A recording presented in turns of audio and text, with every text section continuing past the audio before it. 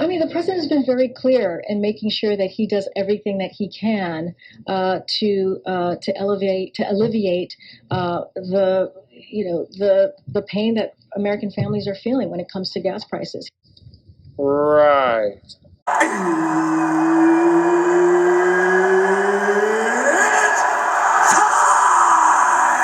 I just wanna be great.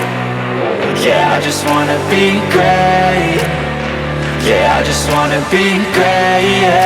Yeah, I just wanna be. Welcome to the show. You're one-on-one with Wes the Sports Guy here on YouTube, BitChute, Rumble, and Odyssey, and online all the time at westhesportsguy.com. Make sure you bookmark that site to get all the links for social media. Wherever I'm located, I'm probably there. You can find the link at westhesportsguy.com.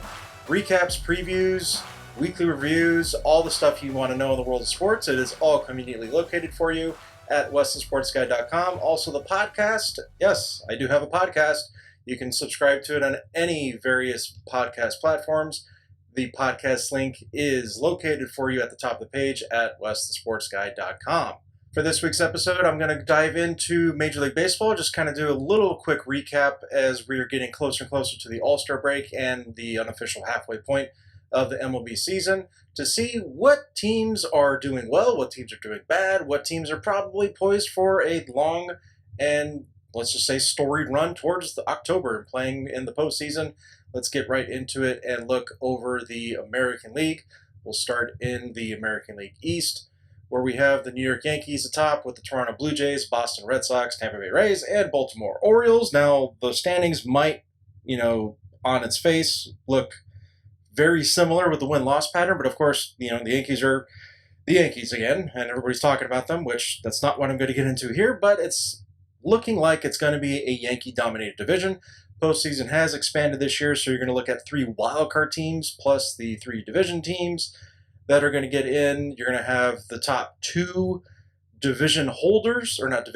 record holders in each league getting a bye, you would say, in the wild card round, division series, whatever you want to call it now, with Major League Baseball. So with the expanded postseason, that means more teams are going to have opportunities, but that doesn't necessarily always mean greater competition. So I'm not saying that it's going to happen, but theoretically, the Baltimore Orioles could have a huge surge in the second half and become a postseason team. Not saying that's going to happen, but it's possible. With the American League the way it is this year, it's looking quite weak.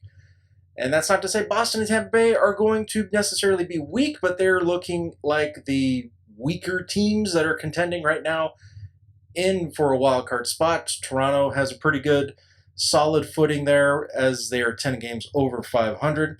As we go into the AL Central, though, the Cleveland Guardians and the Minnesota Twins are in a virtual tie going in for that division. We all assumed that the Chicago White Sox were going to be the ones taking away this division, but that's not been the case, and they are still in the hunt for the division title and also a possible wild card spot, but this was supposed to be their divisions to win, hands down. But you look at that run differential there too, almost minus 50 in run differential. It's been a very sluggish season for the White Sox, and then the bottom dwellers in the AL Central, Detroit, Kansas City, not much of a shock there.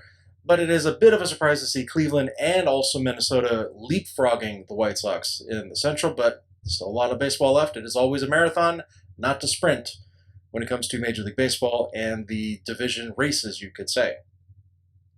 In the American League West, the Houston Astros have definitely surged on past Texas, the Angels, Mariners, and Oakland. The rest of the division looks pretty much in a sorry state. And as I've done a video about the Angels, you can check that out. Make sure you subscribe and hit that bell. Leave a comment if you like what you see. Do you agree with everything that's going on in the American League? Do you think this is going to be it towards October? Leave a comment below if you think so. Houston Astros looking like the kings of the AL West. Is anybody else in this division going to clinch a wild card spot? Probably not. But if they do, including the Angels, who I am still a fan of, that's probably not going to bode well for the American League going forward. As I said, this is a very weak league this year in the American League. As we look at the National League in the East, the Mets, the quote-unquote winners of the offseason, they have basically had a stranglehold of the NL East for most of this season. And this is also without their best starting pitcher, Jacob deGrom, and another ace that was signed in the offseason to that staff. Max Scherzer has been missing a chunk of the season so far, but the Mets are still on top in the NL East. The Atlanta Braves were kind of in the middle of the pack there at the third and also at times the fourth spot in the NL East, but they have been surging as of late, including the run differential going to a positive of 44 runs. They're in solid footing at second place in that division. The Philadelphia Phillies have turned it around in their season, firing their manager Joe Girardi in the middle just before the Angels fired Joe Madden, and they are in a better spot to contend for a wild card spot in the National League, but it is a much tougher National League than it has been in years past, and I'll get to that in just a moment. But as you can see, Miami, Washington rounding it out in the NL East. In the NL Central, you got the Brewers and the Cardinals, and everybody else. Everybody else is pretty bad. So if you have the Pittsburgh Pirates in third place in the NL Central, that doesn't usually bode well in its current state for the rest of the Chicago Cubs, Cincinnati Reds. Reds have been just about the worst team in baseball for most of the year, and the record has been much better than it was in the first 2 months of the season. But as it stands right now, it's between Milwaukee and St. Louis for that division, and one of them is probably going to get a wild card if things stay the way they are. In the NL West, at one point in time, all 5 teams had a record of 500 or better, but that was, of course, not first week, second week of the season. That was actually going into May. You had all 5 of these teams with a record of 500 or better at one point in time, but now it's come back down to earth, where you have Arizona, Colorado at the bottom of the division where they should be, and the run differential tells you right there between those 2 teams, and then you have the Dodgers, the Padres at the top. Kind of surprising with the San Diego Padres, as they haven't had Fernando Tatis Jr. the entire season. They've also have a banged-up Manny Machado, who is an NL MVP contender as of now, with a rolled ankle, although he's not on the injured list yet, but he has been missing some time of late. But that's still, it bodes well for San Diego if they can weather the storm without Tatis Jr. and Machado for a time and still be in contention, not just for a wild card spot, but the division as well. San Francisco Giants, not really surprising anybody, as they were a legit contender last year. They did bring the Dodgers to the brink at 5 games in the NL Division Series. Do I think that's going to happen the same this year? Probably not. But run differential is a definitely good marker for them going forward as they march to October. So again, leave a comment below if you think this is the way it's going to be. Do you think your team has a chance?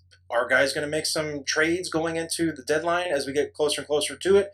At the end of July, it's actually going to, I think, extend into August a little bit this year with the trade deadline. So what do you think? Leave a comment. Leave a like if you like what you see here on this channel, whether it be YouTube, BitChute, Rumble, or Odyssey. Thank you for tuning in. Make sure you subscribe and hit that bell below to get notified when all the latest videos are posted right here on this channel, be it at YouTube, BitChute, Rumble, or Odyssey. Bookmark WestonSportsGuy.com.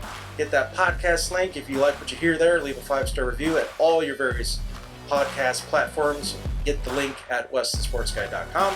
I will see you next time.